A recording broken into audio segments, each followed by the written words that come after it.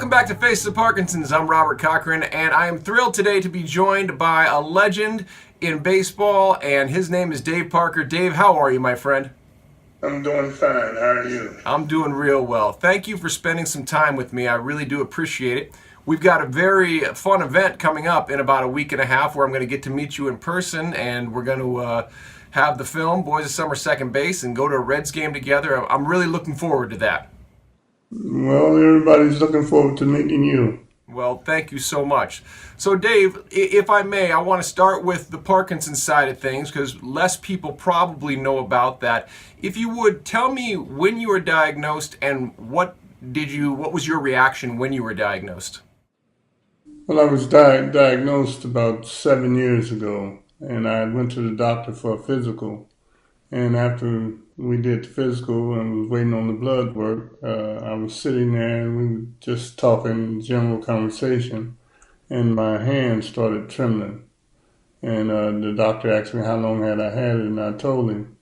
And that was my introduction to Parkinson.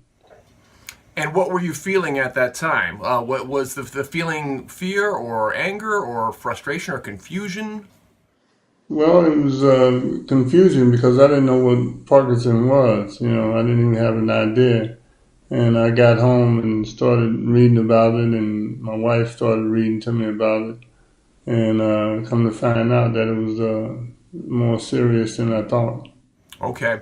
Now, what did it take to get you from, like you said, not knowing a lot about it, maybe researching and having your wife help you find out, to where now you started the Dave Parker Foundation? You're out and aware. What was that journey like, going from, well, this is something I'm dealing with, to I'm going to put this in public and try to do as much good as I can? Well, I just felt that since I had the disease, I might as well try to do something about it. And that's where the foundation came about. It was something that I was sitting around the house and, just analyzing my situation and said, well, Parkinson is there and it's treatable, so try to do something about it. That's great. Yeah, I know one of the problem a lot of people I talk to with Parkinson's talk about is the fear of stepping out and letting people know they have it, and sometimes the fear of even accepting to themselves they have it because they don't know what it means.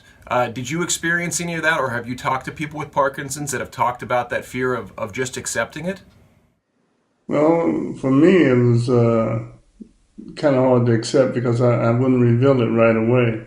I broke it in the interview. I was writing a book, in the process of writing the book, and was going through a lot of questions, and that's when I made up my mind that since the book is out here and I'm talking about it in the book, I might as well release it to the public. Understood. And I'm guessing the feedback from the general public, what did people say to you? How have they reacted to you? Because you're a bigger than life character. People that know you from the baseball world know you as a guy who looked sort of indestructible. What has the reaction been like from people when you've told them? Well, when I first told them, I couldn't get my golf clubs out of the car. I always had somebody there that wanted to help me. People just went out of their way to help me, which made me feel funny because, I'm a warrior, a baseball warrior, and to have people cater to me in that manner was kind of hard for me to accept at first. That's very interesting. My dad is very attached to his physical self too. Certainly wasn't a pro baseball player, but he was a big runner, and he talks about that stepping into being diagnosed for him for 17 years now, and the changes he's had to make.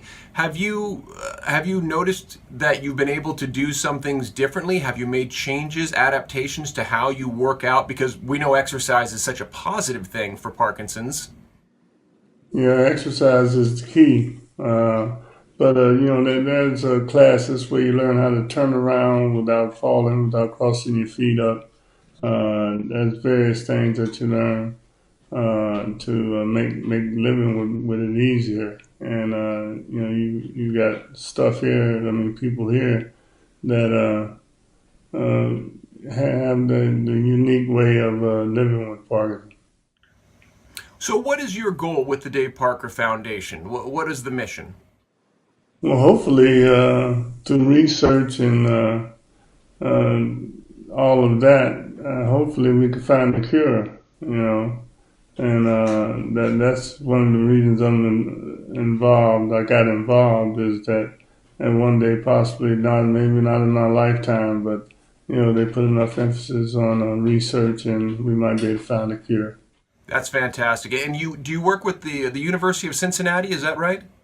Yes, I've been with them for 4 years now, and we have 2 or 3 programs that we put on every year, and it's getting big response. We have people that show up, about 500 people, and it's growing every year. That's fantastic. Talk to me about putting for Parkinsons. That's a group you work with as well, and you're a big golfer, obviously. Yeah, I like being out there. I'm not saying that I'm good, but I'm out there with regularity. But putting for Parkinson is about 9 guys who have houses out in the east part of the city. They put on this putting for Parkinson every year, and it's a plastic ball, plastic clubs, or you can use a metal club. But they do it every year, and it grows too. That's fantastic. Well, we're looking forward to finding out more about that. My dad is a big golfer too, and he would say just like you, he's not saying he's good at it, especially now his game's been compromised a bit, but he does love the game. So it's good to see you out there swinging it. Yeah, you hopefully you'll be around for our golf tournament, which is October 8th. Well, that'd be great. We'll talk about that. We'd love to come back out for that. Super. Is there anything else on the Parkinson's front you want to cover? Well, let me ask you this. What do you tell people? Because I'm sure people come up to you who either have Parkinson's or have relatives with Parkinson's. What do you tell them about staying positive and living their best? How do you message that? Well, it's like a brotherhood. You meet somebody with Parkinson's, and they right away come up and embrace you and talk to you and tell you some of the methods that they're using to live with Parkinson. And it's like a brotherhood. Everywhere I go, people make it their business to come over and say hello and to share information amongst myself and them and a host of other people.